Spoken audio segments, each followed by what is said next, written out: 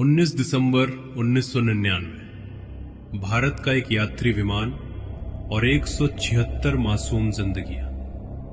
ये कोई सामान्य विमान यात्रा नहीं थी। ये वो घटना थी जिसने भारत की सुरक्षा व्यवस्था, कूटनीति और निर्णय क्षमता तीनों को कटघरे में खड़ा कर दिया। ये कहानी है इंडियन एयरलाइंस की फ्लाइट IC 814 की और उस पल की जब भारत बेबस था। उड़ान की शुरुआत। इंडियन एयरलाइंस की फ्लाइट IC 814 काठमांडू से दिल्ली के लिए रवाना हुई। विमान में सवार थे पर्यटक, परिवार, बच्चे, बुजुर्ग, सबको बस अपने घर पहुंचने की जल्दी थी। लेकिन किसी को अंदाजा नहीं था कि ये उड़ान इतिहास बनने जा रही है। अपहरण। नेपाल की सीमा पार करते ही अचानक हालात बदल गए। 5 आतंकवादी हथियारों के साथ विमान के अंदर खड़े थे। कॉकपिट पर कब्जा कर लिया गया, पायलट को धमकाया गया और तभी विमान को हाईजैक घोषित कर दिया गया। सीन 4, अमृतसर। खोया हुआ मौका। विमान को उतरना पड़ा अमृतसर में। यही वो पल था जब भारत के पास आतंकियों को रोकने का अवसर था, लेकिन निर्णय में देरी हुई।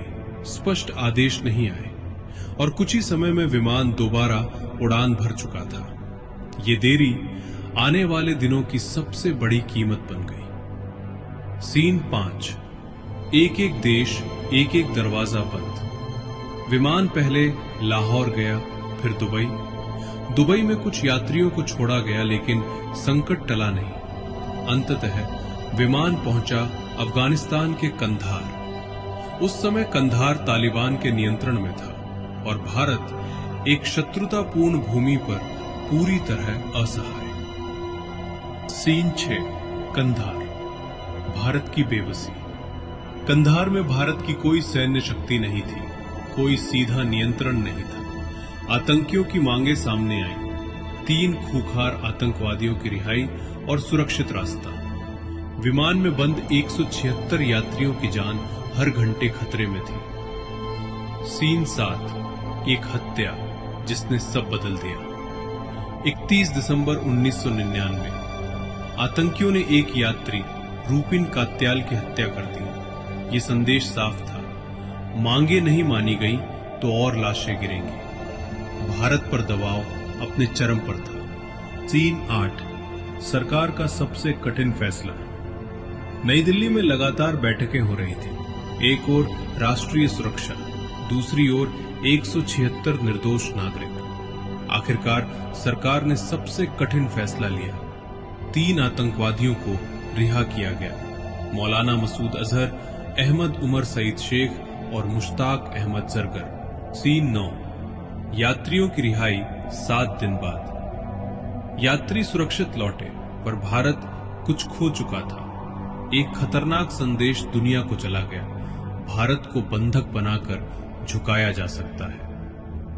सीन 10, इसके परिणाम रिहा किया गया मसूद अजहर बाद में जैश ए मोहम्मद का सरगना बना। उस संगठन ने भारत में कई बड़े आतंकी हमले किए।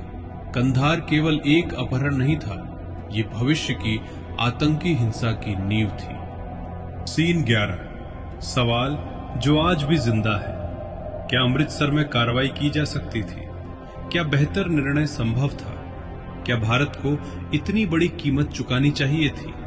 ये सवाल आज भी इतिहास में गूंजते हैं। सीन 12, कंधार विमान अपहरण। हमें ये सिखाता है कि निर्णय की एक देरी पूरे देश को दशकों तक प्रभावित कर सकती है। ये कहानी है उन पलों की जब भारत मजबूर था, लेकिन इतिहास सिर्फ याद रखने के लिए नहीं होता, सीखने के लिए होता है। ये था भारत का एक अंधेरा अध्याय। ये था भारत डार्क फाइल्स।